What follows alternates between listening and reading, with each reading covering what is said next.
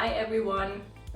Willie and I would like to show you another macrame project that I recently finished. It doesn't look like macrame, does it?